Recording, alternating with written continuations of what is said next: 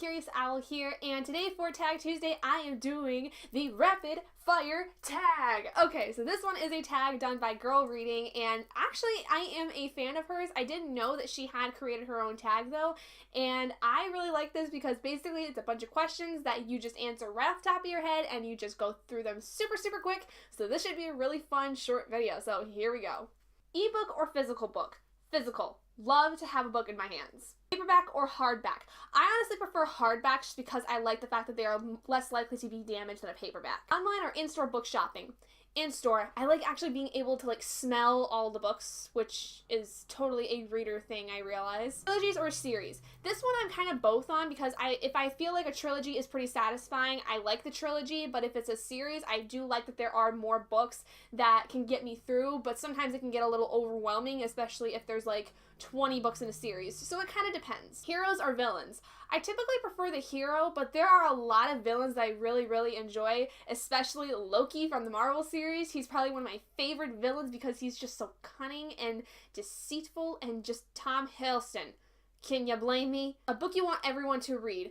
I've got 5 different picks, so here we go. Beautiful Creature series, Morganville Vampire series, the, what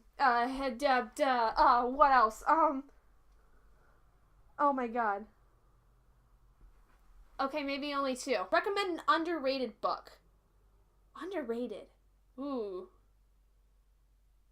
I really don't know off the top of my head what I would consider to be underrated. Honestly, I feel like I'm pretty much in the majority when it comes to a lot of books that are hyped up. Last book you finished. As of today, I just finished the audiobook for Gone Girl, and holy crap, was it an emotional and it was just a roller coaster of all kinds of things. The last book you bought. Well, I bought a bunch of books recently that were all used, which you can go check out the video for if you'd like. But I bought 10 books, I think, that were all used, and they were all really awesome. They either helped to complete series that I had, or were adding on to series that I wanted, or were books that I just wanted in general that I saw. One was a young adult new release that was for $8, and so I grabbed that right off the shelf. Weirdest thing you've used as a bookmark? Probably a random piece of cardboard.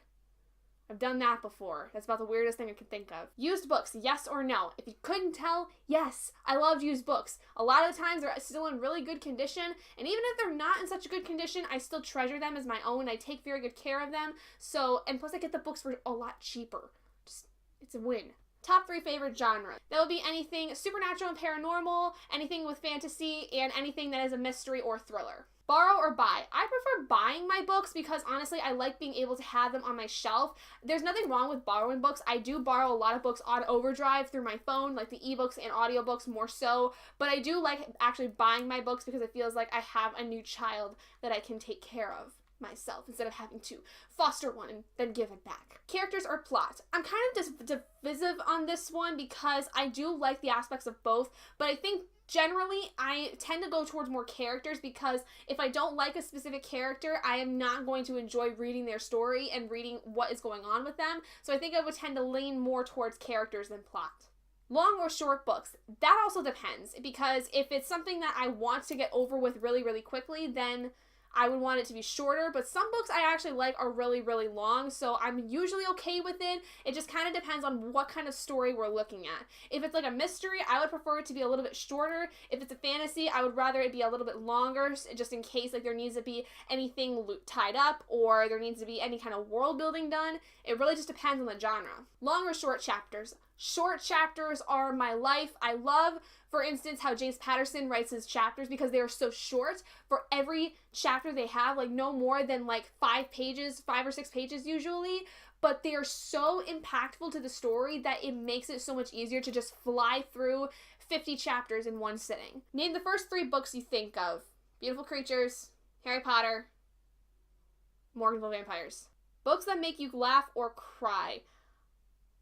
The first book I can think of that made me cry is Identical by Ellen Hopkins because for some reason that's just in the front of my mind. That book made me cry so freaking much because of how just awful the entire premise of the story was, and a lot of the ideas in it. There's a lot of trigger warnings for things like rape and sexual abuse and things like that, and it's definitely one of those books where you have to know what you're getting into going into it because it's so hard to get through. Our world or fictional worlds? Is this even a question I need to answer? fictional worlds. The real world is stupid.